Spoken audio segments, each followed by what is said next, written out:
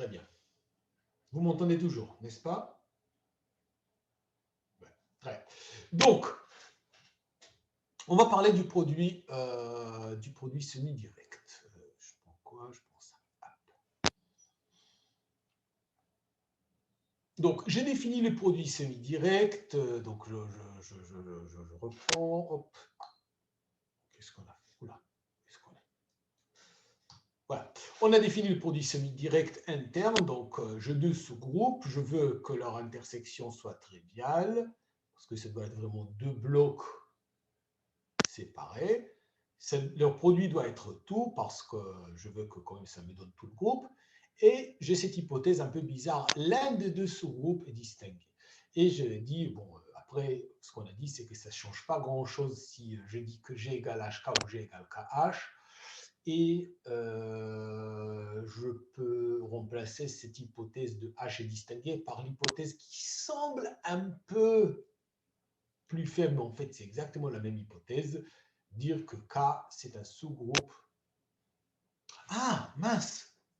Qu'est-ce que c'est que ça? C'est quoi cette blague? C'est pas... Hop. Voilà. Hop. C'est un groupe. Rien à voir avec distingué ici. C'est K... ah oui. K est un sous-groupe. Pourquoi j'utilise? K est un sous-groupe de...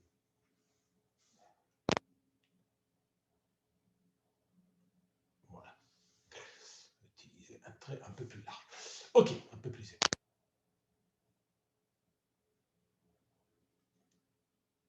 Très bien. Donc, ok. Donc, on a fait cette hypothèse. Maintenant, ce que j'ai envie de vous dire, c'est que du coup, comment en fait, je fais un analogue. Alors, je reviens une page en arrière, beaucoup de pages en arrière. Pardon, voilà. Ici, lorsqu'on avait un produit direct interne, je vous ai dit comment calculer le produit, comment calculer l'inverse. Je veux faire la même chose pour un produit semi-direct interne. D'accord? Donc, je veux vous dire comment calculer, le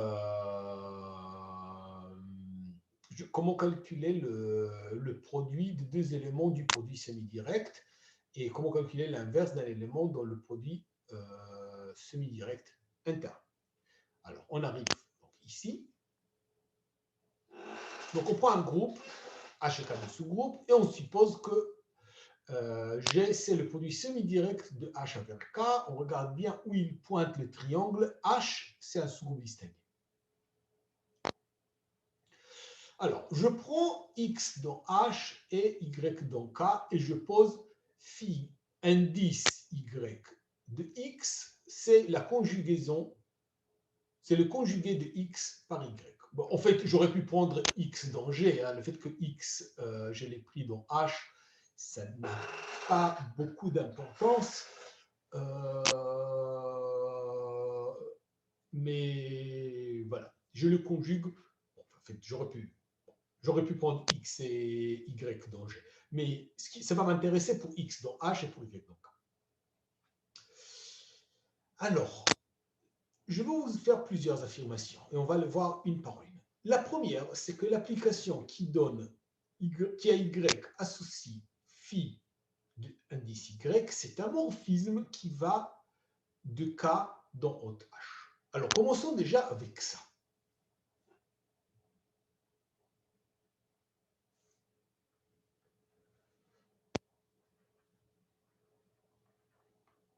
Alors, la première chose que je veux montrer, en fait, d'abord, il faut montrer que quel que soit Y dans K, phi Y, ça appartient à haute de H. Alors, en effet, bon, qu'est-ce qu'il faut savoir?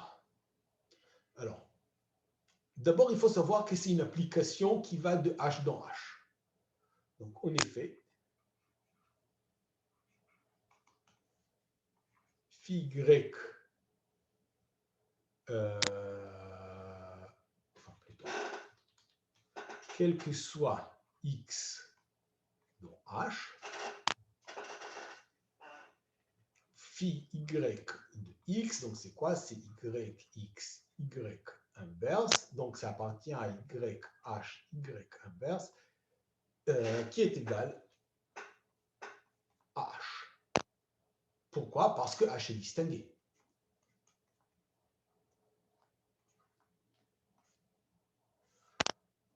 Donc, phi y, ça va de h dans h. Pourquoi c'est un isomorphisme? Parce qu'on sait déjà que c'est un morphisme, parce que c'est un morphisme déjà, donc la restriction à h, ça respecte toujours le produit. Donc, on sait déjà que c'est un morphisme.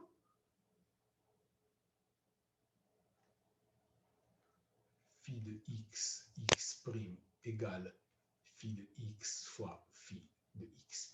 On l'a déjà vu pour x et x' dont G, donc a fortiori, pardon, phi indice y. Phi indice y, phi indice y. On l'a vu déjà pour x et x' dont G, donc a fortiori pour x et x' dans H, et qu'il est bijectif. Donc c'est. Voilà, et il est bijectif. Et qu'il est bijectif. Et qu'il est.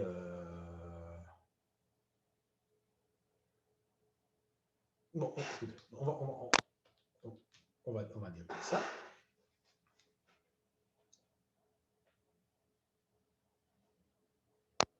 Maintenant, on va composer soit y, donc, j'ai pas envie de mettre des primes partout. Qu'est-ce que j'utilisais après comme lettre? J'utilisais le V. Donc, y va avec V. Donc, on va appeler V. Donc, soit V de K, donc K aussi.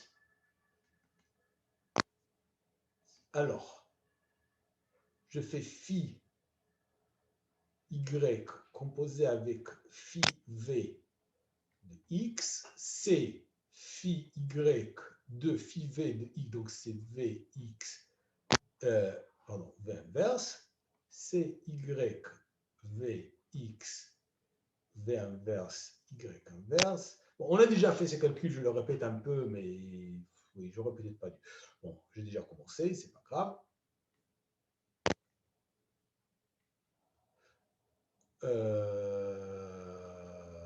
Donc, c'est phi yv de x. En particulier, phi y composé avec phi y inverse est égal à phi y inverse composé avec phi, phi y, c'est égal à phi de l'identité, ce qui est l'identité. Donc, phi y est un morphisme, il est inversible. Donc, phi y est un morphisme inversible. C'est donc un isomorphisme. D'accord? Donc, conclusion. Phi, c'est un morphisme de H, donc c'est un endomorphisme.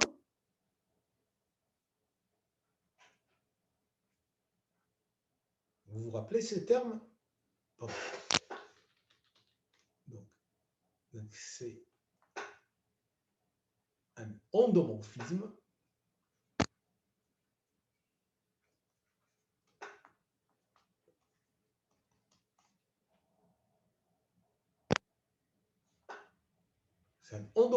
de H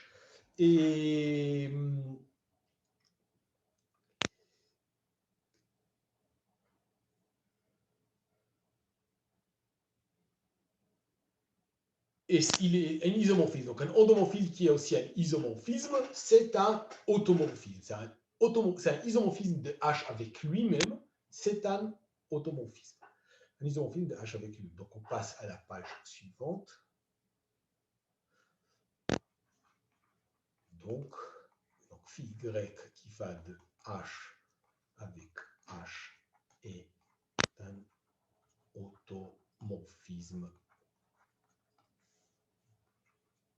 de H. Phi Y appartient à hôte H. Super. Donc on a montré que phi Y appartient à hôte de H et ça c'est quel que soit Y dans K. Je vous rappelle. Quel que soit Y dans K, phi Y appartient à hôte de H. Donc, je reviens là. Alors, il y a beaucoup de choses à voir ici. D'abord, en fait, pour l'instant, tout ce qu'on a montré, c'est ça.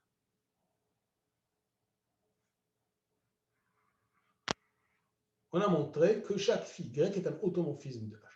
Maintenant, je veux dire que Y dans le phi indice Y, c'est un morphisme de K vers hôte H. Alors, bon, on admet qu'on a déjà vérifié, j'espère que hôte H est un groupe. De toute manière, là, je vais l'admettre tout simplement. C'est un résultat séparé. Donc, hôte de H, c'est un groupe. Et du coup, phi Y, c'est un automorphisme de H. Et alors, montrer que c'est un morphisme. Ah, mais là, il y a absolument. C'est déjà fait, en fait. Regardez. C'est ça.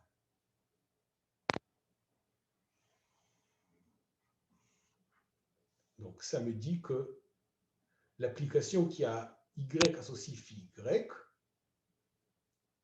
donc à Y fois V, elle associe le produit, le composé de phi Y avec phi V. Et on a vu que phi Y composé avec phi V est égal à phi YV, c'est-à-dire l'application Y donne phi Y est un morphisme qui va de K vers hôte de H. Ok, c'est bien. Alors, vous voyez, donc ça c'est la partie en fait délicate du produit semi-direct. Et évidemment, c'est exactement ce qu'on ne voit pas dans le produit direct, parce que dans le produit direct, si H et K commutent, alors le fait de faire voilà, le fait de faire x, y inverse, si H et K commutent, ça veut dire que x, y commutent ici, et ça veut dire que ça, c'est juste égal à x. Donc, toutes les applications phi y vont être l'identité. Et du coup, il ne se passe rien dans le produit direct. Et dans le produit semi-direct, il pourrait se passer quelque chose. Donc, voilà. Il pourrait se passer quelque chose qui ne peut pas se passer dans le cas du produit direct. C'est un peu plus compliqué. Bon, très bien. Donc, on a montré que cette application, c'est un morphisme de K dans hôte de H. OK, on continue à lire. Il y a beaucoup de choses à dire. OK. Tout membre de G s'écrit d'une manière unique comme XY avec X dans H et Y dans K. Ça, c'est identique. Enfin, l'argument ici, on l'a déjà vu. Il n'y a aucune différence par rapport à ce qu'on a vu tout à l'heure. Dans le cas du produit direct, c'est la même chose. Donc, on va le dire peut-être quand même, mais voilà. OK, maintenant.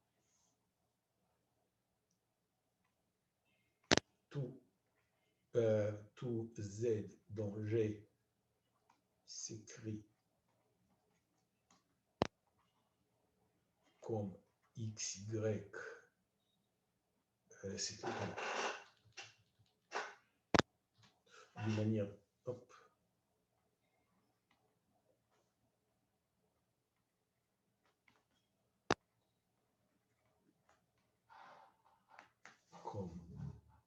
xy avec x dans h et y dans k. Ça, c'est exactement comme pour le produit direct. C'est juste, on utilise juste les deux premières propriétés, les deux premières hypothèses, et ces deux premières hypothèses, elles sont aussi valables dans le produit direct comme dans le produit semi-direct. Donc, en particulier, ça veut dire que l'application qui a h fois k, dans G, qui donne à x, y,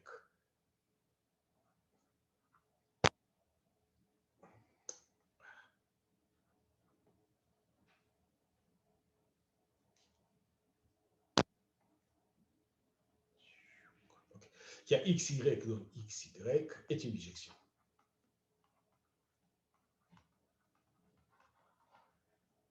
Et en fait, c'est ci, c'est bon.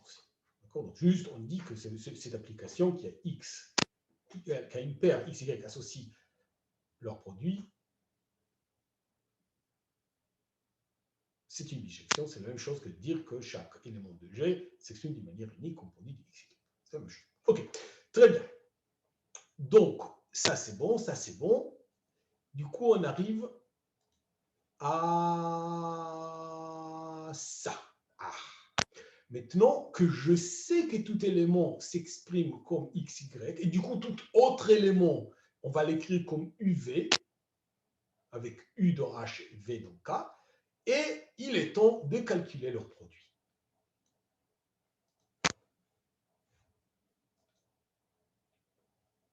Donc, non. Maintenant, soit xy, donc c'est xy et uv,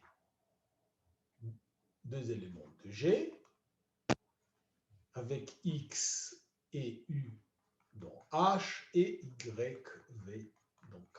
D'accord? Donc, ça, c'est la manière générale d'écrire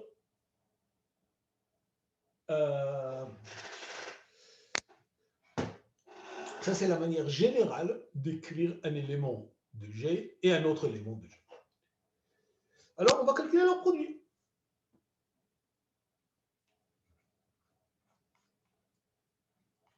Okay?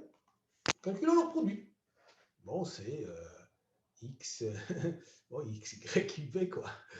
Et, bon, mais sauf que ici, je veux mettre H d'un côté et V. Donc là j'ai un truc de H, un truc de K, un truc de H, un truc de K. Ça ne va pas.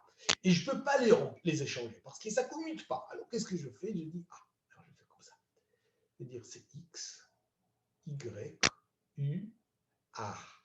Alors, je vais le truc de K à droite. Donc, je vais écrire comme ça. Je vais écrire ça. Bon, on est d'accord que jusqu'ici, tout va bien.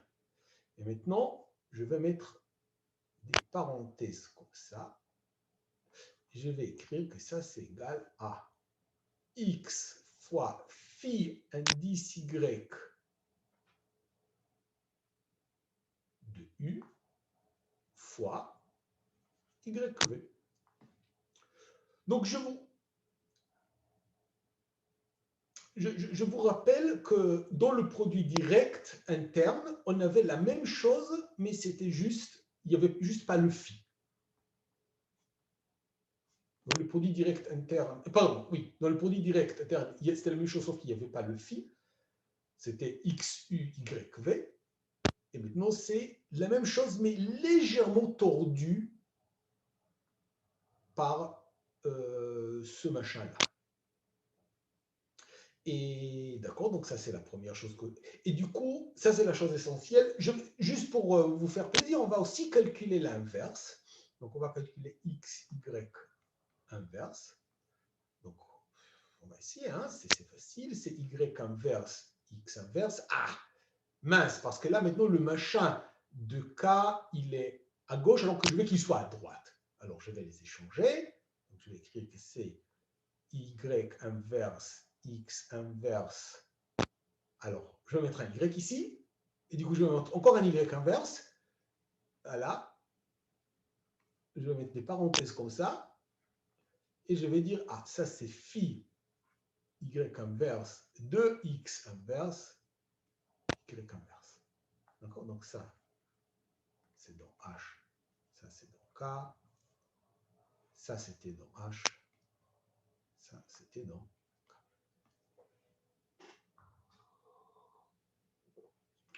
Donc, ce que je viens de faire, c'est que je viens de vous montrer comment calculer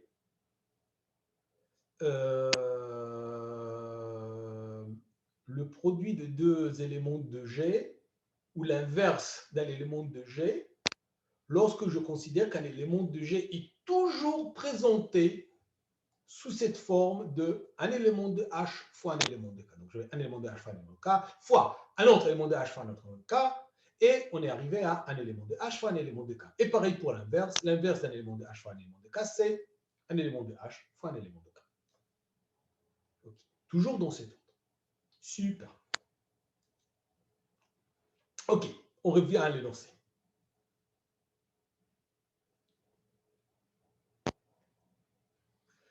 Donc, on a fait le calcul. Encore une fois, le calcul de l'inverse, il est moins important. Pour moi, le plus important, c'est le calcul de la loi. Et voilà, c'est exactement ce qu'on a dit. Et voilà, et c'est fini. Bon, en fait, on a fini la preuve.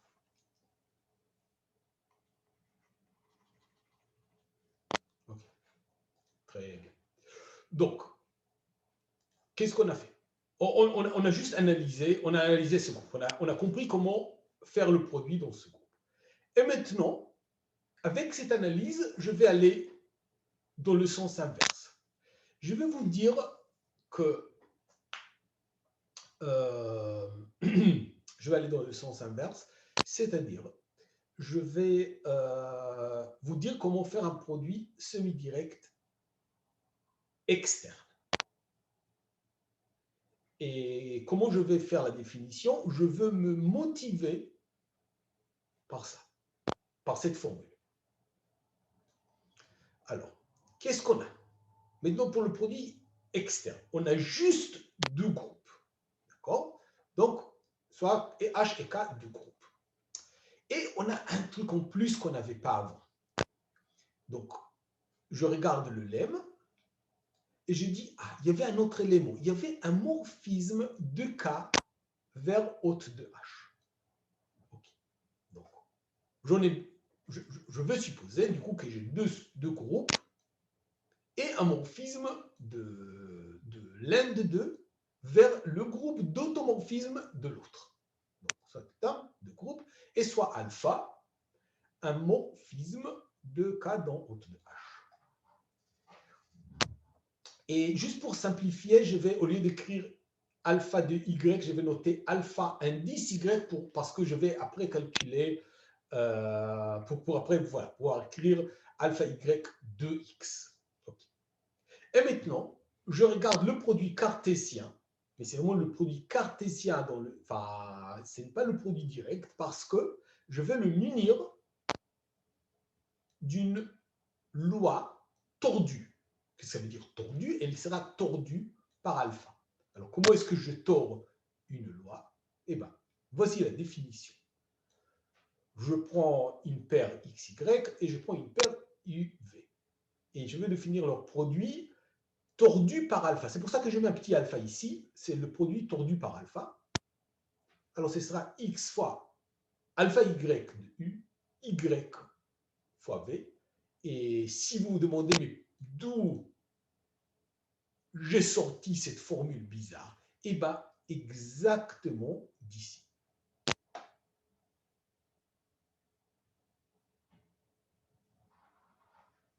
Donc, je vous laisse quelques secondes pour regarder cette formule. Elle est bizarre, elle est très surprenante au départ, mais en fait, elle est archi naturelle une fois qu'on a compris qu'elle vient en fait de... Elle est motivée par cette formule. Sauf que, voilà, ici, le phi, c'était la conjugaison, et ici, je n'ai pas de conjugaison, je ne peux pas conjuguer un élément de H par un élément de K parce que ce sont juste deux groupes qui n'ont rien à voir l'un avec l'autre.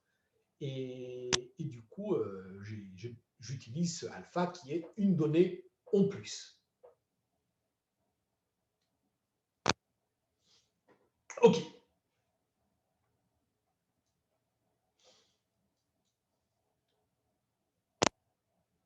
Alors, je vais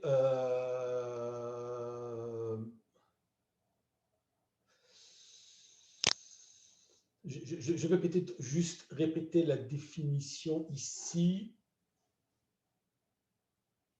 Si je prends x, y, et je multiplie tordu par alpha par uv, je vous rappelle, c'est x. Et je veux en multiplier par u, mais je ne peux pas, je dois multiplier par alpha y de u, parce que je dois tordre, et fois yv, là, c'est normal, il ne se passe rien. D'accord? Okay. Alors, première chose, c'est que, bon, vu comme j'ai défini les choses, donc il est clair que cette formule, elle est de cette forme-là, juste où pour alpha, je prends phi. Donc, le produit semi-direct interne est un produit semi-direct externe.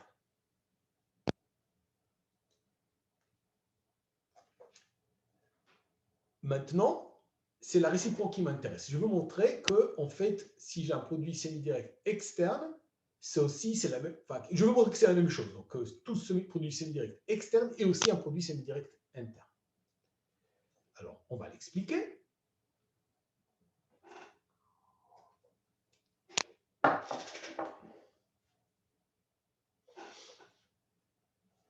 Alors, il y a beaucoup de choses à faire.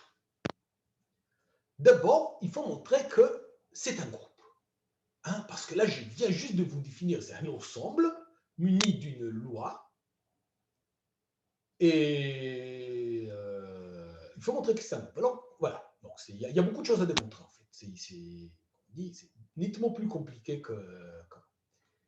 Alors, première chose.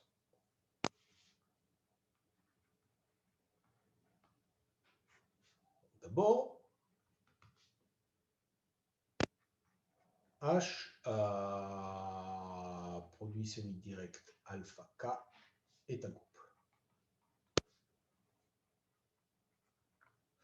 Voilà. C'est ça. Alors, vérifions les... alors, avec loi. Alors, je répète encore une fois, juste parce que c'est pour qu'on n'oublie pas. Hein. Avec la loi x, y fois alpha uv est égal à x, pardon, c'est pas phi, c'est alpha y de u, y v. Voilà, alors montrons ça. Alors, il y a des axiomes à vérifier. On va tout simplement vérifier les axiomes. Là, il n'y a pas de raccourci. C'est un groupe qui est donné de manière complètement juste. Un ensemble et une loi. On a juste à vérifier que tous les axiomes sont vérifiés. Alors, on va vérifier. 1. C'est clos. Clos pour la loi.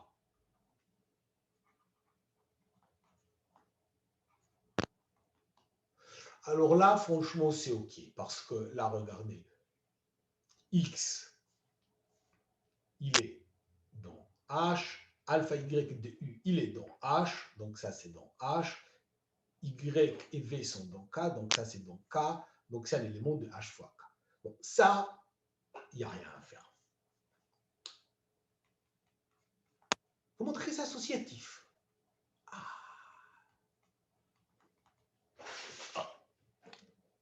me débarrasser d'un chat. Hop, voilà. Les chats pendant le cours, c'est pas bien. Donc, associatif. Il y a un calcul à faire. Bon, on va le faire. Il est moche, mais on va le faire, tout simplement. Bon, on n'a pas le choix. Alors, on va faire x, y, fois alpha, pardon, u, v, fois alpha, et on va trouver deux autres lettres st. Alors, d'abord, on va mettre les parenthèses comme ça.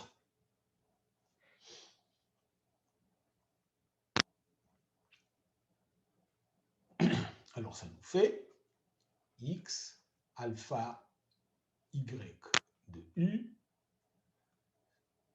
yv fois alpha st. J'applique encore la formule. Donc, c'est x alpha y de u. Et maintenant, il faut que je multiplie ici par quelque chose qui est tordu. Qui est tordu par quoi? Qui est tordu maintenant, ici, on tordait par... Pardon. Ici, on tordait par y.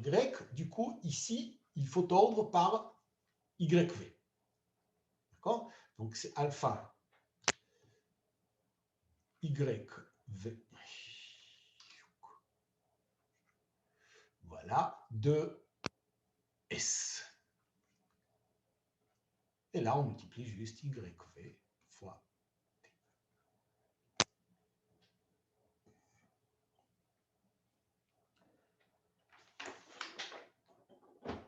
Maintenant, on va faire dans l'autre sens, c'est-à-dire on va mettre les parenthèses comme ça.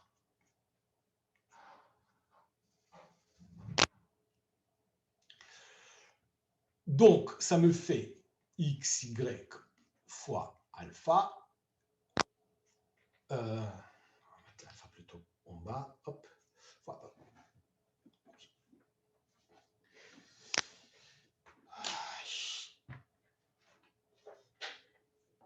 Désolé, je suis en train de lutter contre un chat. Et donc, XY fois, donc ici, ce sera U fois alpha et alpha V de S, et ici, ce sera VT. Et du coup, ce sera X fois alpha Y de U fois alpha V de S, YVT. Ok, YVT, c'est bon. Ça, c'est la même chose. Ok. Donc, il reste juste à calculer ça. Alors, je vais juste développer celui-là, je ne vais pas développer l'autre. Donc, ça me donne quoi? Donc, c'est x. Ok, je vais écrire comme ça. Donc, c'est x. Donc, alpha y, c'est un automorphisme. Donc, petit, c'est un morphisme. Donc, je peux couper en deux. Je peux écrire alpha y u fois alpha y composé avec alpha v de s. Et maintenant, j'utilise aussi le fait que alpha est un morphisme. Donc, c'est égal à x alpha y u alpha yv de S, parce que c'est un morphisme dans le groupe d'automorphismes. Donc, si donc le alpha d'YV, c'est le produit de alpha Y et alpha V. Et ça, c'est exactement ce que je voulais. Yes. OK, très bien. Donc, c'est associatif. Ah, vous voyez, il y a quelque chose à faire. Hein, c'est pas... C'est plus... OK, très bien. Bon, le reste, c'est relativement simple. Neutre. Bon, on sait ce qu'on va prendre comme neutre. On va prendre E, virgule E, et on va juste faire neutre, et même il suffit de voir neutre à gauche. Alors, on va faire juste neutre à gauche. Donc, je vais faire E, virgule E fois alpha x, y, c'est E fois, E fois alpha E de x, virgule EY. Bon, alpha E, c'est égal l'identité, parce que c'est un morphisme, donc c'est l'identité. Donc, si j'envoie le neutre de K dans le neutre du groupe d'automorphisme, donc l'alpha E, c'est forcément l'identité, donc c'est égal à x, y. Alpha E égale le neutre de haute H, c'est-à-dire identité H. OK, donc on a un neutre à gauche, donc celui-ci, c'est le neutre à gauche. Bon, c'est pas une surprise, hein. Et maintenant, je vais montrer qu'il existe inverse à gauche. Alors là, je me demande, mais comment je vais trouver cet inverse? Ah, mais je l'ai déjà calculé. Je l'ai déjà calculé. Il était là. Il était où? Il était où? Non. Il n'était pas là. Il était encore quelques pages plus haut. Il était là. Non, ça c'est le produit direct. Voilà, il était là. On a ici la formule pour l'inverse dans le produit semi-direct interne. Et bien, comme on a recopié la formule pour le produit, on va recopier la formule pour l'inverse et on va espérer que ça va marcher. C'est y inverse de x inverse. OK.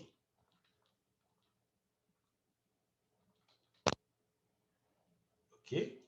Donc, je vais prendre x, y, et je vais lui donner, je vais espérer, alors là, il faut que j'écrive alpha y inverse de x inverse, virgule y inverse, et j'espère, si j'ai de la chance, si je suis suffisamment malin, ce machin, il va être l'inverse de xy. Et vous voyez qu'il est assez... Bon, c'est un peu plus compliqué, mais c'est pas grave. Ok, alors, calculons. Calculons. Donc, ça me fait quoi? Ça me fait alpha y inverse de x inverse. Ah, et maintenant, je tords par le machin qui est là, donc, fois alpha y inverse de x, virgule, y inverse de y inverse y. Donc, ça, c'est alpha y inverse de x inverse x, virgule x inverse y, et ça, c'est identité. Donc, ça, c'est l'identité. Ça, c'est l'identité. Automorphisme de l'identité, c'est l'identité. Donc, c'est l'identité. Et c'est tout bon. OK. Donc, tout ce qu'on a fait jusqu'à maintenant, c'était juste de vérifier que cette loi bizarre qu'on a donnée, ça nous donne en effet une loi de groupe. Ce qui n'était pas du tout évident vu la manière dont on l'a écrite. D'accord? Donc, cette loi, c'est bien une loi de groupe. Donc, le produit semi-direct externe est un groupe. Okay? On a juste commencé la démonstration. On a juste fait le premier 1. OK. Deuxième. Alors, maintenant, j'ai deux applications, j'ai deux plongements de H et de K dans ce produit. Donc, l'ensemble, c'est le produit cartésien. OK.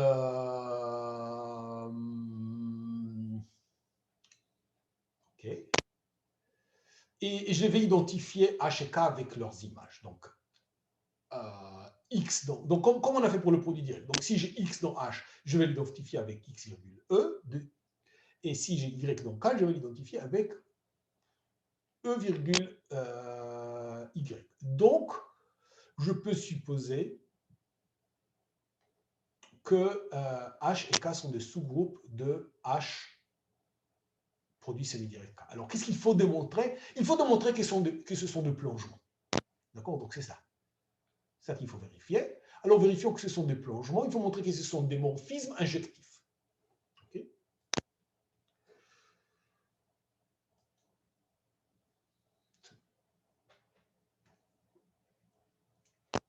Ok, maintenant, donc maintenant, il faut montrer que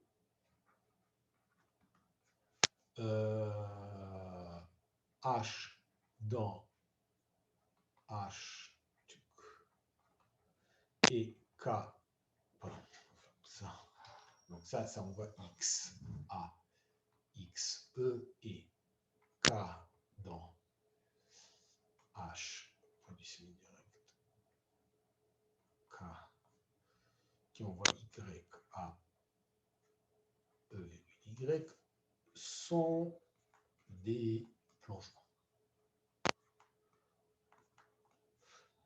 Alors, en effet, d'abord, vérifions que ce sont des morphismes. Donc, un plongement, c'est juste morphisme injectif.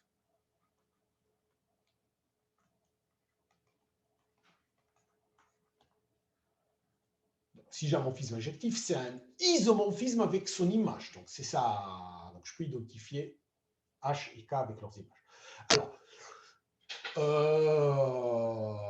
Alors injectif, c'est clair.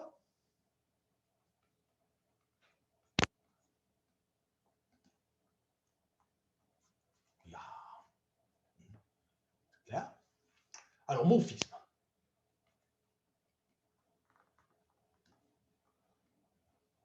Alors, il y a un qui est un peu plus compliqué que l'autre. On va commencer par H. Donc, je veux voir c'est quoi X, E fois alpha UE. D'accord. Donc, je prends. Donc, comment dire.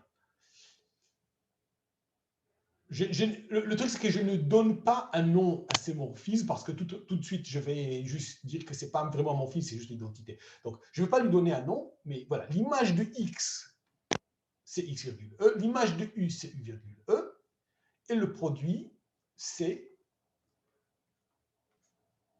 X fois alpha E, U, E, E. Mais bon, alpha E, on a dit, c'est l'identité, donc c'est X, U, E. Alors, c'est bon. X. L'image de X fois l'image de U, c'est l'image de X fois U. Super. Et pareil, si je fais EY, EV, ça me donne, oui, là c'est encore pire, c'est E fois alpha E de E, YV, et ce machin-là, c'est E pour plein de raisons différentes, donc c'est... Ah non, pardon. Sauf que ce que j'écris, c'est n'importe quoi. C'est alpha Y de E. Mais ce n'est pas grave, parce qu'alpha Y de E, c'est quand même E. Donc, c'est... Oui. E, Y. Yes. Ok, très bien. Donc, ce sont des morphismes. Donc, je peux, désormais, on identifie... Donc, désormais, on identifie H et K avec leurs images dans G.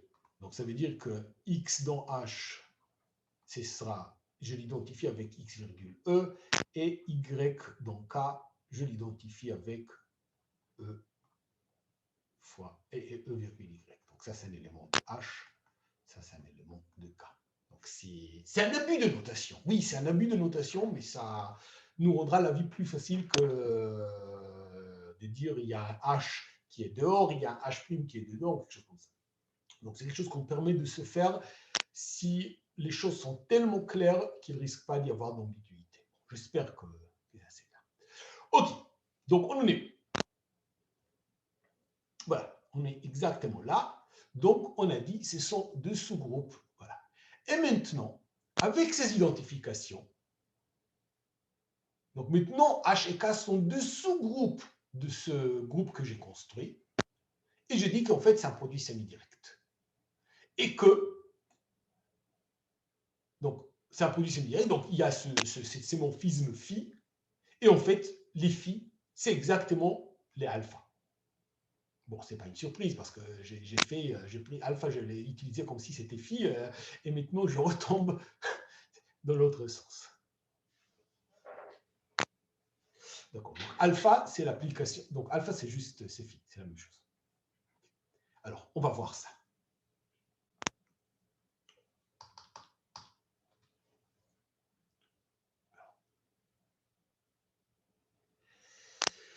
Alors, reste à montrer quoi?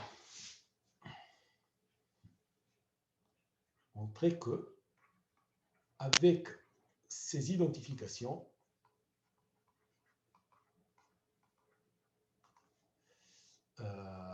H produit semi-direct alpha K, c'est juste H produit semi-direct K interne. Et alpha d'Y, c'est juste phi d'Y. Alors, qu'est-ce qu'il faut voir? Alors, on se rappelle, qu'est-ce que ça veut dire que quelque chose, c'est le produit semi-direct interne? Ça veut dire que, d'abord, il faut montrer que H fois K, c'est l'identité. C'est exactement comme avant. D'accord? Donc, H fois K, c'est quoi? C'est H fois E inter E fois K. Donc, c'est dans H, c'est toujours la deuxième coordonnée, c'est toujours E. Donc, K, la première coordonnée, c'est toujours E. Donc, c'est E, E. D'accord. Alors, on va faire H fois K. Donc, encore une fois, c'est tous les éléments. Alors, okay. C'est quoi un élément de H? C'est X, virgule E,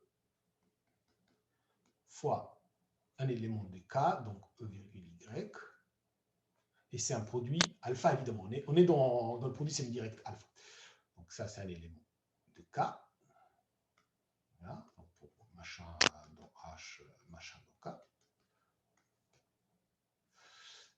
Ça, donc c'est X dans H, Y dans K, on va dire. Donc, ça, c'est.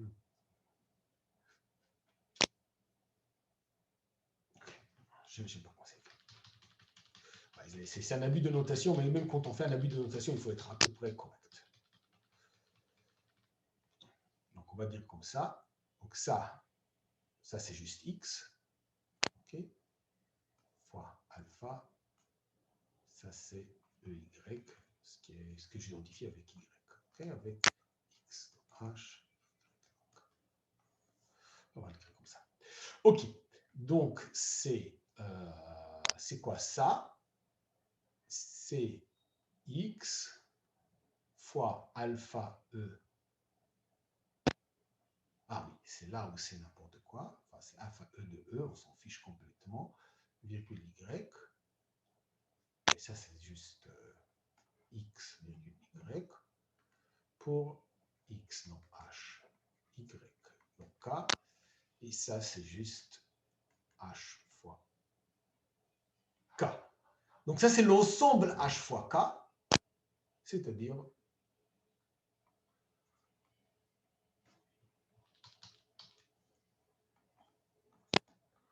l'ensemble sous-jacent.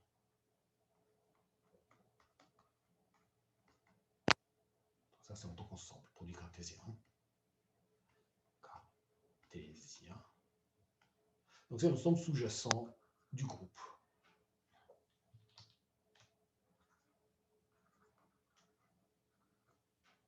H. Produit semi-direct. D'accord? Donc H. Donc j'ai deux sous-groupes, leur intersection c'est le neutre, et leur produit c'est le groupe tout entier, c'est-à-dire tout son ensemble sous-jacent. Okay? C'est juste que ici, la seule raison pour laquelle j'insiste ici, c'est que normalement, on a l'habitude d'identifier un groupe avec son ensemble sous-jacent, alors qu'ici, c'est légèrement délicat parce que l'ensemble sous-jacent, c'est le produit cartésien et la loi, et on a plusieurs lois sur le produit cartésien. Là, on utilise la loi tordue par alpha, donc il faut faire juste un tout petit peu attention quand on dit ça. OK. Donc, c'est un produit, voilà. Et finalement, dernière chose qu'il faut montrer, c'est quoi? Il faut montrer que H, c'est un sous-groupe distingué. Alors, on va le faire. Hop. La dernière chose, c'est qu'il faut montrer que H est un sous-groupe distingué. Non, de H, produit semi-direct alpha K. Alors, on va le montrer. Qu'est-ce qu'on va faire? On va prendre un élément de H, donc soit X, que j'identifie avec XE dans H, et je veux prendre un élément UV dans H fois K. Donc ça appartient à H aussi encore, et ça appartient à K.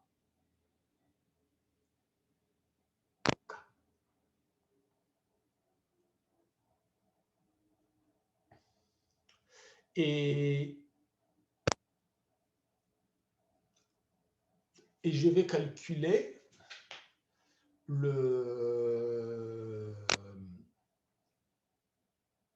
voilà, je vais calculer du coup UV XE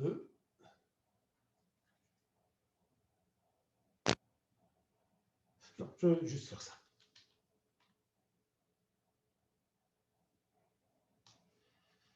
Faire ça. Donc, c'est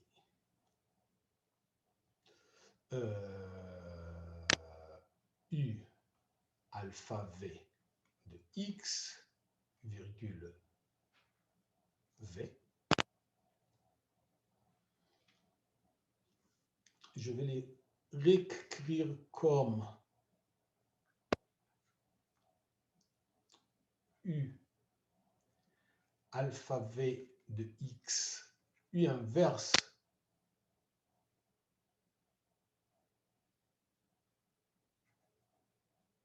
U V. Et ça, je peux écrire comme U alpha V de X, U inverse, virgule E. Donc ça, c'est U. Lui, il est égal à alpha E de U. Donc, c'est égal à ça. Évidemment, alpha. Donc,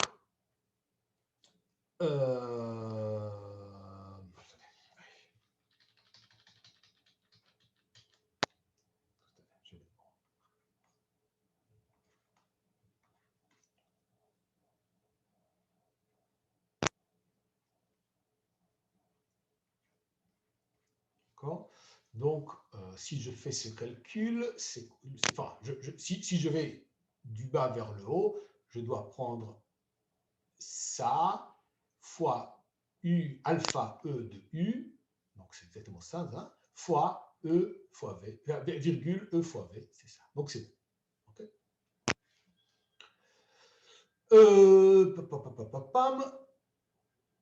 Alors, maintenant, U, ça appartient à H. Bon, en fait, voilà, ça appartient à H. Donc, en fait, donc ça, c'est ce machin-là. Il appartient à H. Donc, si vous voulez, ça appartient à H. Le sous-groupe H. Et ça, c'est toujours le même élément. Donc, conclusion, U, si je prends UV et je multiplie par n'importe quel élément de H, et ben ça appartient, c'est un élément de, c'est de forme, un élément de H, pardon, du coup, là j'ai inclusion, H fois UV. Et je vous rappelle que cela implique que ça suffit pour conclure que H, c'est un sous-groupe distingué. Donc, ça, enfin, UV, c'est un élément quelconque. Donc, j'ai un élément quelconque fois H et inclus dans H fois le même élément. Ça suffit pour conclure que H est un sous-groupe distingué du groupe entier. Il faut toujours se rappeler que la loi, ici, c'est la loi tordue par alpha. On n'a pas le droit d'omettre alpha. La loi dépend aussi d'alpha. Voilà. Donc, on a montré que c'est un produit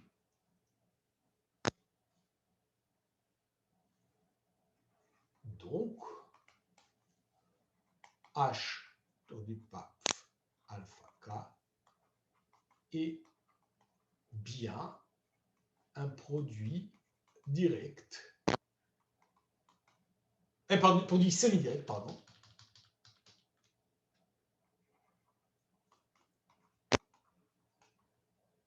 interne de H et K. Mais non, la dernière chose à montrer, c'est de calculer son phi. Donc, maintenant, soit Y dans K, et je vais calculer phi d'Y. Phi d'Y, ça va être il va être dans H, et je me demande, il est égal à quoi? Alors, bon, on va essayer. Donc, on va faire donc soit X dans H, donc on va faire Y, donc, pardon, donc phi Y de X, c'est YX, Y inverse, donc je rappelle, c'est donc E, on va être clair, fois alpha XE fois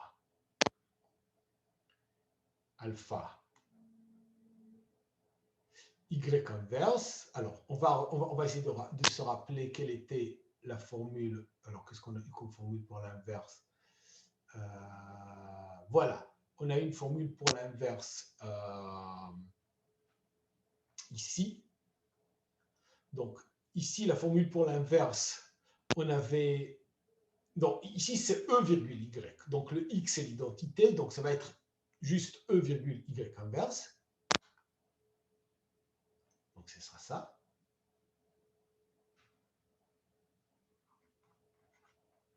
D'accord, ça c'est d'après. On a déjà calculé.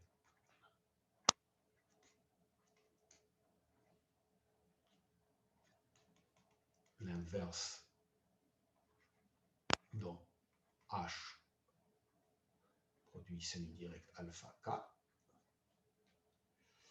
Et maintenant, on va faire le calcul. Alors, encore une fois, je reviens au calcul qu'on a déjà fait. Donc, je vous rappelle, ça va faire E fois alpha Y de X fois alpha, pardon. Donc, on accumule, donc c'est Y fois E, alpha Y E du dernier qui est E. Donc, j'applique la formule qu'on a déjà vérifiée. Hein. Et ici, c'est Y, E, Y inverse. Donc, je vous rappelle, on avait eu cette formule. Non, attendez. L'associativité, non, c'était encore avant. Oui, j'applique cette formule. OK? J'applique cette formule qu'on a déjà vue. Donc, c'est X fois le premier fois le deuxième tordu par Y y fois le troisième tordu par yv. OK? Donc, c'est bien la formule que j'applique. Et ça, j'enlève. Donc là, j'ai identité, tatatim. On nettoie un peu. En fait, on se rend compte qu'il ne reste que alpha y x, c'est-à-dire alpha y x. Autrement dit,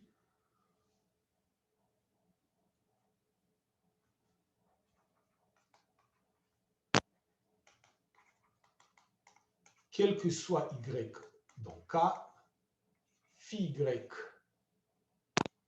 égale alpha y, donc dans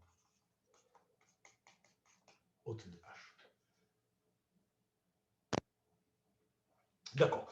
Donc, qu'est-ce qu'on a obtenu de tout cela? C'est qu'un produit semi-direct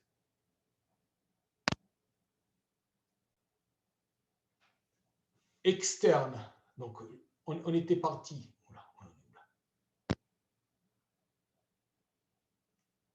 Ok, je reviens là. Pardon, je reviens même un peu. Je reviens même un peu plus loin. Je reviens là. Donc, on était parti de cette notion de produit semi-direct interne. Et on a calculé sa loi. Et elle était de cette forme. On s'est proposé du coup de définir un produit semi-direct externe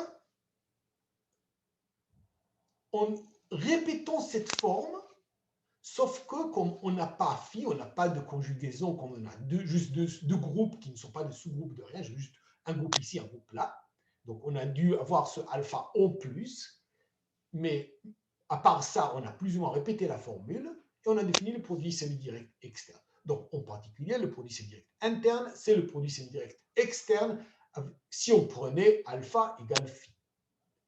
Et ce qu'on vient de démontrer, c'est que la réciproque, elle est aussi vraie. C'est-à-dire que le produit semi-direct externe, que une fois qu'on a identifié H et K, on prend un produit semi-direct externe, on identifie H et K avec des sous-groupes du produit semi-direct, alors c'est un produit semi-direct interne avec phi égale alpha. Donc, produit semi-direct externe et produit semi-direct interne, c'est exactement la même chose, quitte à dire que dans un cas, il faut une donnée supplémentaire, c'est-à-dire le alpha, alors que dans l'autre, dans l'externe, il faut une donnée supplémentaire, c'est l'alpha. Dans l'interne, on le connaît, c'est juste la conjugaison. C'est le phi. Voilà, ça fait beaucoup, hein, je sais. Ça fait beaucoup. Ça fait beaucoup. Je regarde combien de pages on a écrites et il y en a pas mal. Ok, ça fait beaucoup. Mais on est arrivé au bout de la preuve. Alors, on va faire un exemple. Alors, on va étudier le groupe diédral. Alors, c'est-à-dire que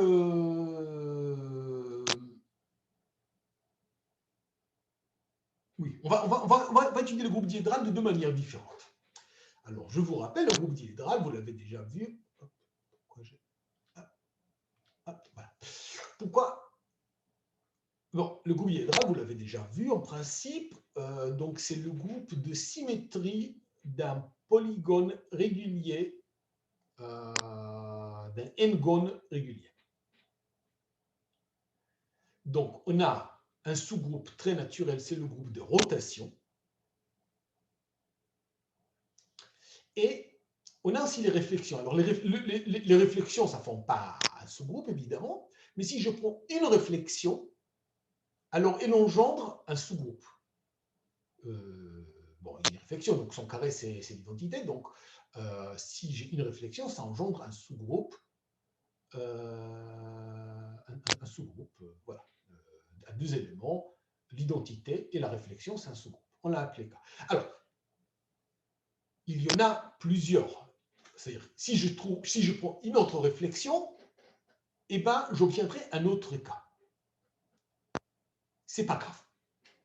On prend juste n'importe quelle réflexion, ça nous donne un sous-groupe qu'on appelle K, peu importe quelle réflexion on prend.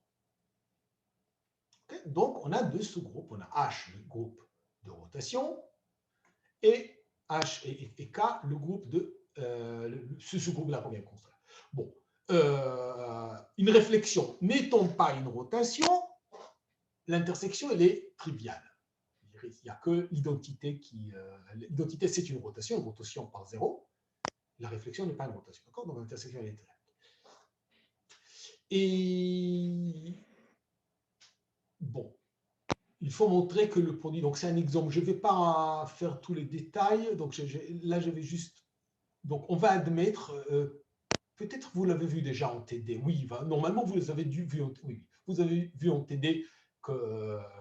oui, parce que si je prends une réflexion, bon, l'argument c'est très simple, je prends une réflexion fois une rotation, ça me donne une réflexion, donc juste en computant les éléments, on déduit que H fois K, ça doit être toutes les rotations et toutes les réflexions, donc ça me donne tout D. Donc on a ces deux propriétés. De toute manière, ces deux choses-là, vous les avez vues en TD, j'espère. De surcroît, le sous-groupe de rotation, c'est un sous-groupe distingué. Alors, il y a plein de manières différentes de le voir, mais la plus simple, c'est de dire c'est un sous-groupe d'indice 2. Tous les sous-groupes d'indice 2 sont distingués. Ça aussi, normalement, vous avez dû le voir.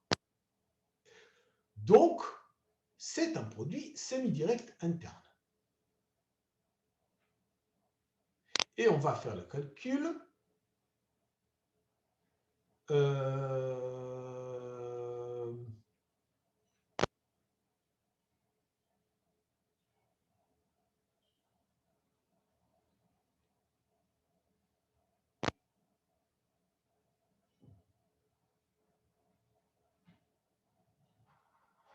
On va faire le calcul. Alors, pourquoi j'ai mis ici moins x? Non, je n'aime pas le moins x ici. Je veux écrire... Je pense que je vais écrire... Pourquoi c'est ça? Je vais écrire x inverse. Oui, enfin, ok. Bon. On va calculer, attendez. On va calculer phi explicitement. Donc d'abord, phi identité conjuguée par identité, aucun souci. Maintenant, je vais conjuguer par une réflexion. Oui, le souci, c'est est-ce que j'exprime... Non, le souci, c'est que oui, que le groupe... oui, non, j'écris moins ici parce que je pensais en additif, mais le groupe des rotations, on va le penser plutôt comme un groupe multiplicatif pour l'instant. Donc, ça doit être plutôt inverse. Donc, ça, c'est bon.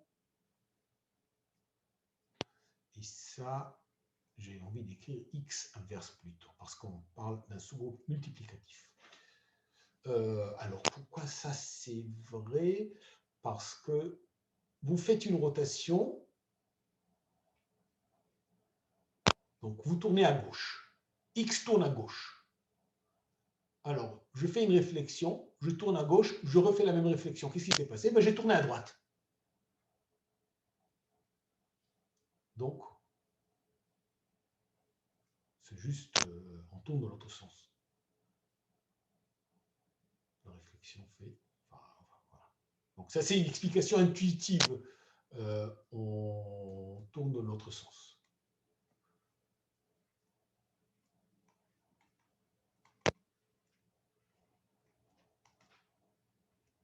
Après, vous pouvez faire le calcul. Hein. Je n'ai pas envie de faire le calcul explicite. C'est pas, je veux dire, toute cette analyse du groupe diédral, je la considère comme déjà codée. Moi, mon but, c'est juste de constater. Voilà, mon but d'abord, c'est de juste mettre ces résultats que l'on devrait connaître déjà, ou sinon qu'on peut calculer, c'est juste des calculs que je vous permets de faire tout seul. Je veux juste dire que ce sont des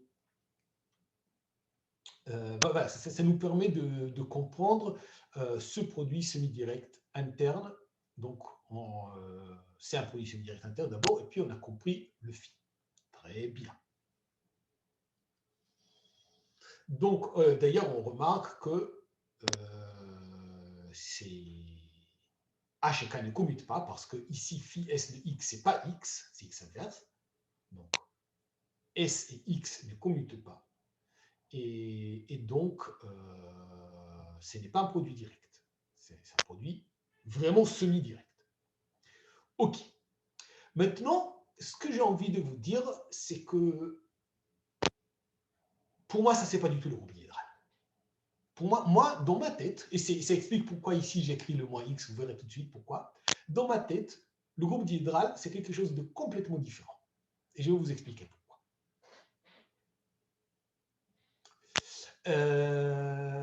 Donc, on va prendre un groupe. Donc, on va faire un petit lait. On va prendre un groupe commutatif, donc je vais le considérer comme groupe additif juste parce que c'est plus facile pour moi, mais si vous voulez, on peut aussi considérer en notation multiplicative, mais juste l'essentiel, c'est que ce soit un groupe abélien. Okay, c'est ça l'essentiel. Okay. Et je vais définir un morphisme de G dans G, alpha I. Pour I qui est 0, enfin, ok, pour chaque I dans Z sur 2Z, je vais définir un alpha I de G dans G.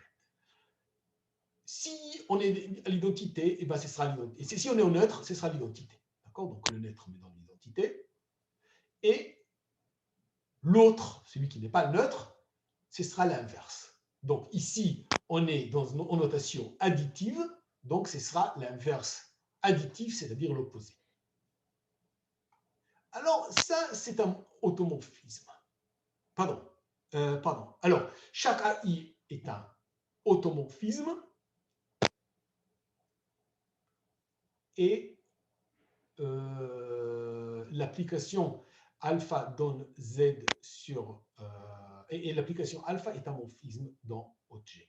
Alors, on va démontrer ça. Alors là, déjà, là, il y en a beaucoup de pages qu'il faut avancer. Hop.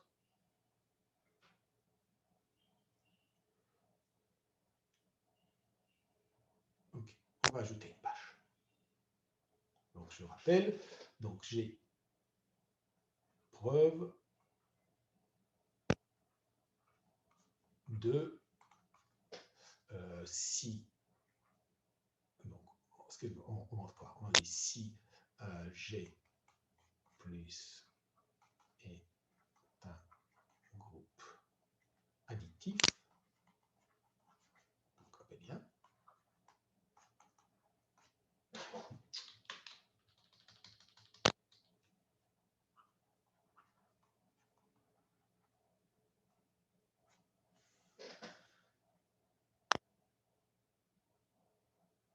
et alpha I, non, alpha 0 de x égale x, alpha 1 de x égale moins x, sont des morphismes, sont des automorphismes.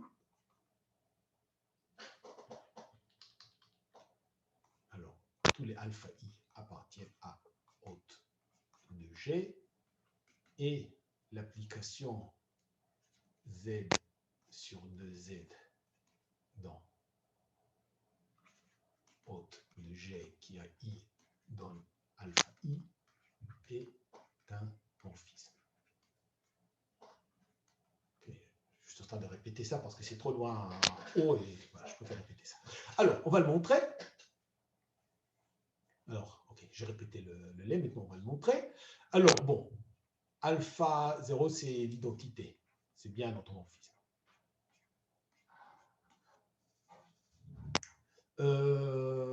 Alpha 1, bon, enfin, ok, c'est bijectif. Bijectif. Et alpha 1 de x plus y, c'est moins x moins y, c'est alpha 1 de x plus alpha 1 de Y. En fait, la seule chose qu'on utilise ici pour montrer que le alpha 1 c'est un isomorphisme, c'est le fait que c'est abélien. Si ce n'était pas abélien, donc je peux faire pareil pour un groupe multiplicatif. Si j'ai un groupe multiplicatif abélien, alors l'inverse, c'est un automorphisme. S'il n'est pas abélien, ce n'est pas un automorphisme parce que justement, on aurait souci pour le respect de la loi. Donc, l'objectif, donc, c'est un morphisme, donc c'est un automorphisme.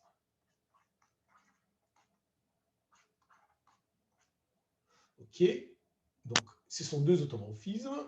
Et maintenant, il faut juste vérifier la loi. Hein. Donc, c'est dire alpha tac composé avec alpha tac, c'est identité, c'est alpha tac. Alpha 1 composé avec alpha 0, c'est identité, c'est alpha 1. Voilà. Alpha 1 composé avec alpha 1, c'est... alors, c'est quoi? C'est deux fois l'inverse. Donc, je prends l'inverse de l'opposé de l'opposé. C'est ce que j'ai dit au départ. Donc, c'est l'identité, c'est alpha 0. Et pareil, alpha... Qu'est-ce qui manque? Bon, c'est juste à vérifier. Hein, c'est juste à vérifier. Ce sont tous des vérifications très faciles. Hein, faciles à vérifier. OK. Bon, voilà, on a fini. Donc, I donne alpha I est un morphisme de Z sur 2Z dans haute de G. Okay. Donc, je ne veux pas remonter, je vais juste dire, alors qu'est-ce que je conclus de ça? Ça veut dire que pour tout groupe additif G, on peut construire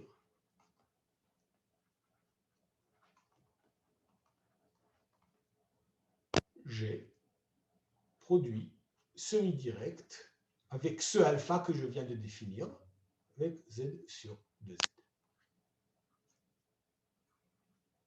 Où alpha est comme plus E plus.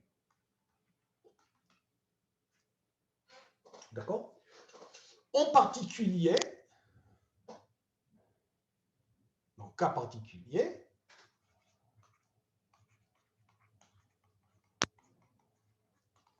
je peux faire Z sur NZ, produit semi-direct, Z sur 2Z, alpha. Ça, c'est égal au groupe de rotation, enfin, c'est pas égal, c'est isomorphe, pardon.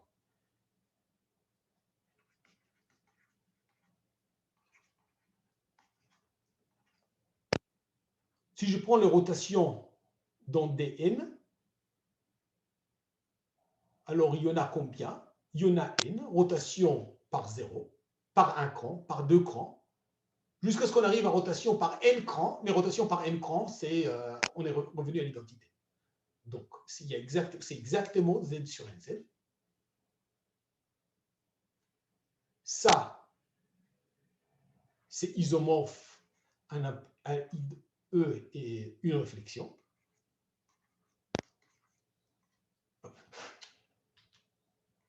Oui.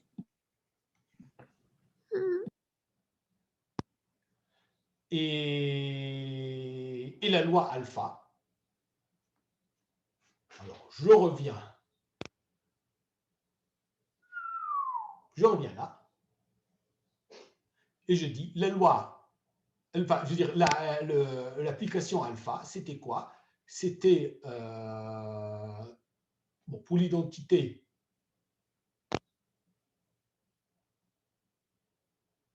pardon, qu'est-ce que je suis en train de faire?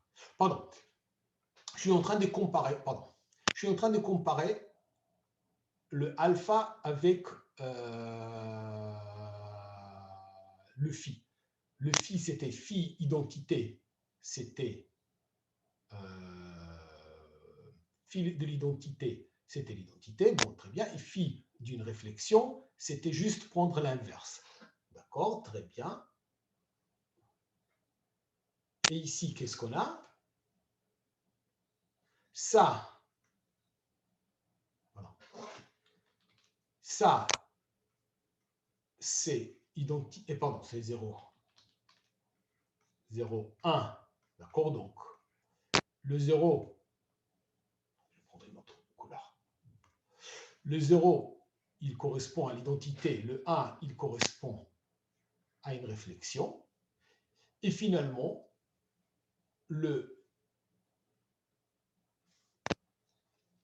qu'est-ce qu'il fait le phi? Donc maintenant, je vais dire, OK, si j'identifie, donc si je considère que cet isomorphisme et cet isomorphisme sont des identités, en fait, alors, bon, si on identifie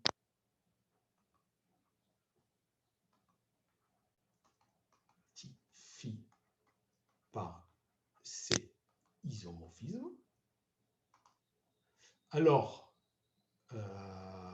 bon, c'est un peu méchant parce que ici c'est un groupe, l'un c'est un groupe additif et l'autre c'est un groupe multiplicatif, mais l'essentiel c'est de dire que phi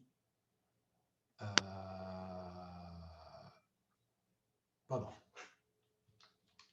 phi E c'est alpha de 0 c'est l'identité et phi de la réflexion S, donc la réflexion je vais l'appeler S, phi S, donc S il correspond à 1, c'est alpha 1, c'est l'inverse.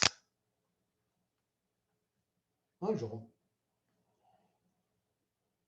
Et du coup, une fois qu'on a fait toute cette analyse, en fait, on arrive à la conclusion que ça, c'est isomorphe ADN. Voilà. Maintenant, pour moi, j'avoue que quand je pense à l'ADN, dans ma tête, l'ADN, ce n'est pas un objet géométrique. Moi, je suis plus proche de l'algèbre que de la géométrie, je l'avoue. Pour moi, DN, la définition, c'est juste celle-là. Je prends DN, pour moi, du coup, c'est juste, c'est cet objet-là. D'accord? Donc, si vous n'avez pas, si vous avez trouvé que c'était un peu trop abstrait, alors je vous laisse en exercice. Donc, vérifiez que l'application, je vais définir l'application Z sur NZ, produit semi-direct alpha Z sur 2Z vers DN. Alors, je remplace, donc si ici j'ai K bar et ici j'ai, alors je vais faire 2 K. Alors il faut, il faut choisir d'abord une réflexion. Pardon. On choisit une réflexion, on choisit n'importe laquelle S dans DN réflexion. Alors, n'importe quelle réflexion, mais il faut la choisir. Alors, ça, j'envoie à rotation. Non, attendez, on va le faire différent. Pardon. Okay, on va le faire.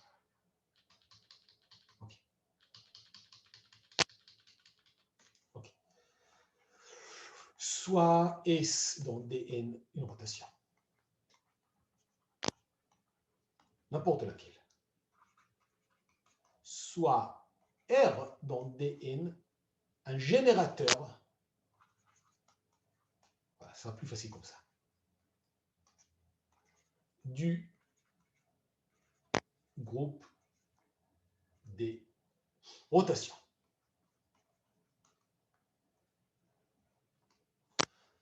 Alors, montrer que, nous, je vais définir une application de Z sur NZ. Pardon, produit semi-direct alpha dn, pardon, Z sur 2Z dans dn. Comment je vais faire? Alors, là, c'est juste K bar, et ici, ça peut être 0 ou 1. Alors, je vais faire 2 K. D'abord 0. Lui, il va à... Alors, il faut une paire. A priori, j'ai envie de faire R à la puissance K identité. Sauf que ça, on se rappelle, ça, c'est juste... Ça, c'est donc... Je pense à ça comme produit semi-direct externe. Mais bon, en fait, c'est plus naturel de penser au ADN comme produit semi-direct interne. Donc, c'est juste R à la puissance K et K par 1, ce sera envoyé à RKS, c'est-à-dire R à la puissance K virgule S. Ok, donc ça, ça on ne va pas vraiment, on s'en fiche. C'est ça qu'il faut démontrer. Donc, j'ai une application, j'ai un produit semi-direct, et donc j'ai un groupe ici, un produit semi-direct externe que je construis, vraiment c'est une construction complètement abstraite. Voilà. Ça, c'est une construction purement algébrique, complètement abstraite. Ça, c'est une construction géométrique, c'est le groupe de rotation et réflexion du n-gon régulier qu'on a déjà analysé. Et maintenant, je vous définis une application. K0 va à R à la puissance K, donc rotation par n cran, par K cran. K1, ça s'envoie à R à la puissance K fois S, donc rotation par K cran et une réflexion. Et je vous dis, eh bien, ça c'est un isomorphisme.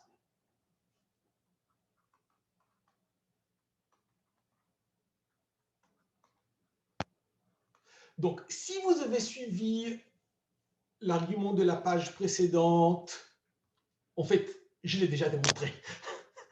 Mais si vous n'avez pas suivi l'argument de la page précédente, et je comprends que peut-être c'était un peu trop abstrait, alors ça c'est la version concrète. Il n'est pas particulièrement compliqué, vous pourriez la faire. Et c'est pour ça que je vous explique que pour moi, ça c'est la définition de DN.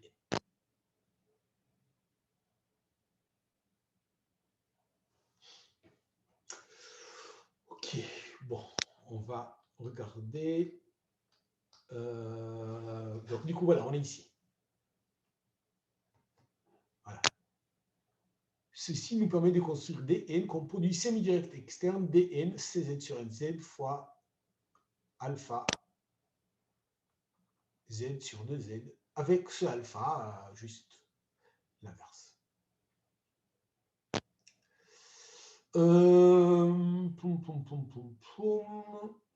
Qu'est-ce que ça nous laisse? On a encore un quart d'heure, on ne va vraiment pas ouvrir un nouveau chapitre. On a quelques exercices. Qu'est-ce qu'on a comme exercice? Il n'y a pas d'exercice profond. On va survoler vite fait les exercices ici. Donc, montrer que si j'ai deux groupes isomorphes, alors leur produit direct est isomorphe. Bon. Ça, vous devriez pouvoir faire. Montrer que le produit direct, il est associatif. Ce qui justifie justement ce que j'ai dit au tout départ, que si je veux faire produit direct de plusieurs groupes, je peux aussi le faire par récurrence. Donc, pour justifier que c'est légitime, il faut quand même dire que le produit il est associatif, mais c'est le cas, donc c'est un exercice aussi.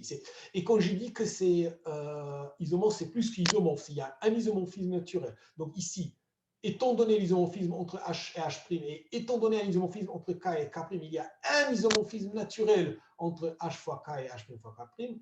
Et là, il y a tout simplement un unique isomorphisme naturel, canonique, entre les deux manières de faire le produit direct de 3 en 2 étapes. Bon, deuxième. Ah oui, ça on l'a déjà fait ensemble. On a parlé on a parlé de la propriété universelle, mais je vous conseille, bon, ceux qui aimeraient voir vraiment la manière dont, on va dire, on considère ça quand on commence à faire de vraies maths. Ben voilà, enfin, une fois qu'on commence à faire de l'algèbre niveau master, vous verrez les propriétés universelles de tous les côtés. Donc, si ça vous intéresse par curiosité, re-regardez cet exercice. On a fait, mais ça peut être utile de regarder ça à nouveau. Bon, théorème de Restumont, vous avez déjà vu.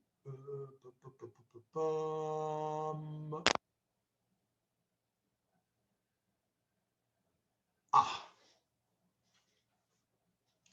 alors, lorsqu'on avait le produit direct, on avait deux projections canoniques.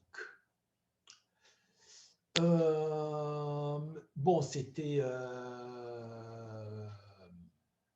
ça correspondait au fait que H et K étaient des sous-groupes distingués. Bon, évidemment, on ne peut pas avoir, quand on a un produit semi-direct, on ne peut pas avoir deux projections canoniques, parce que deux projections canoniques, ça voudrait dire avoir deux noyaux qui seraient chacun un sous-groupe distingué, et on a un seul sous-groupe distingué. Donc, au mieux, on peut s'attendre à avoir un et une projection canonique. Alors, la voici.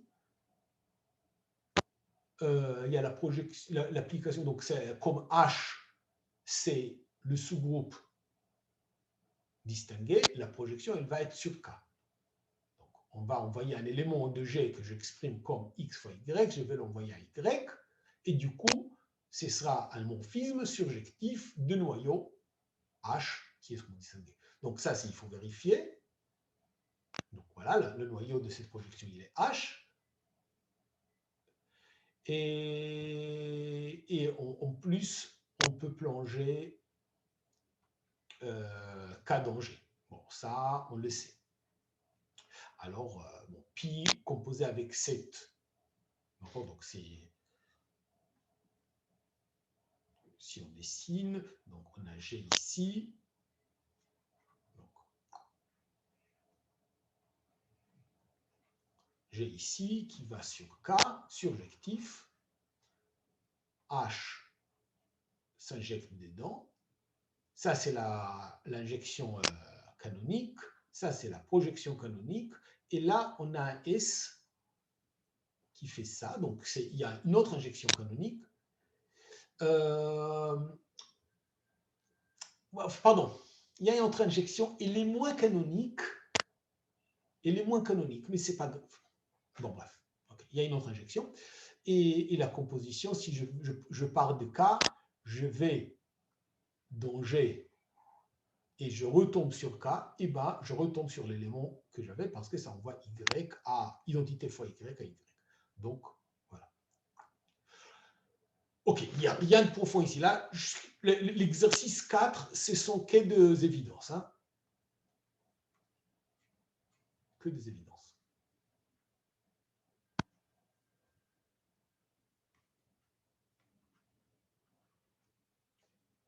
Alors, pourquoi je le dis? J'ai une idée comme dans ma tête. Oui, c'est l'exercice 5. Donc, l'exercice 5, c'est la réciproque. C'est-à-dire que si on a un groupe et un épimorphisme, donc on a le même, en fait, on a le même diagramme. On a un groupe et on a un épimorphisme, donc une application, un morphisme surjectif sur K. Et on a le noyau, ok, donc on a toujours le même diagramme, on a toujours le même dessin. Et je suppose en outre que j'ai une section, c'est-à-dire une application de K dans G, telle que si je fais S et pi, et je retombe sur l'identité. C'est une section. Alors, S c'est un plongement, l'image isomorphe à K, et G, c'est le produit semi-direct de H avec l'image de S, c'est-à-dire le produit, si vous voulez, on peut dire que c'est-à-dire H, produit semi-direct. D'accord? Donc, en fait, donc c'est une autre manière de voir le produit semi-direct, comme cette suite. Donc, ça, on appelle une suite exacte courte. peu importe pourquoi, avec une section. Vous voyez, c'est le même dessin pour le des questions. Donc, ça, c'est que des évidences. Et l'intérêt de ces évidences, c'est que c'est la réciproque dans l'exercice 5. Bon, vu qu'on a fini le chapitre, et je pense vraiment que j'ai avancé plus vite que d'habitude, vous me direz, je pense peut-être que c'est le moment d'arrêter. Est-ce qu'il y a des questions? Monsieur? Oui. Oui, moi j'aimerais juste si vous pouvez revenir rapidement à page 85 et 84 parce que j'ai raté des lignes. Ah, alors attendez. Oula. Parler de ça? Non, au-dessous. Voilà. Ça. Okay. Après, de toute manière, attendez, enfin, ça va être beaucoup plus facile. Donc, je vais essayer de mettre l'enregistrement en ligne si j'y arrive. Par contre, je suis certain que je saurai mettre ce document en ligne, c'est-à-dire Ok. les notes de cours avec les annotations que j'ai fait pendant la séance. Ça, c'est sûr que je saurai mettre en ligne. Et ça, je vous promets à 100% que je mettrai en ligne. Ok, bah ça va alors, merci. Ok, enfin, je vais le faire dès qu'on arrête la séance. Est-ce que vous avez d'autres questions? Bon. Bon, voilà, j'espère que ça va. Donc, je vous rappelle, la semaine prochaine, les 3 UE du L3 vont faire leur CC en présentiel, en espérant que... ben voilà, vous aurez des convocations qui vont vous autoriser à vous déplacer très bientôt par la faculté. Et du coup, il n'y aura ni cours ni TD la semaine prochaine. Les créneaux de jeudi et vendredi vont être complètement pris par cette affaire-là. Et voilà, j'espère que d'ici ce soir, quelques supports consultables, c'est-à-dire des corrections, etc., pour le TD, pour ce qui reste de la fiche de TD en cours, seront disponibles. Et demain après-midi, du coup, sur la séance, sur le créneau, ce sera plutôt une séance de questions, c'est-à-dire on va discuter, mais l'idée, c'est que avant cela, vous aurez déjà regardé la fiche et le support qu'on va mettre, en espérant qu'on aura le temps de les mettre. Enfin, il faut aussi qu'on arrive à les produire. C'est pas, voilà. On est encore un peu en phase d'adaptation. Bon, est-ce que c'est tout bon? Bon, bah, très bien. Et du coup, à demain, enfin, j'espère. Et bon courage.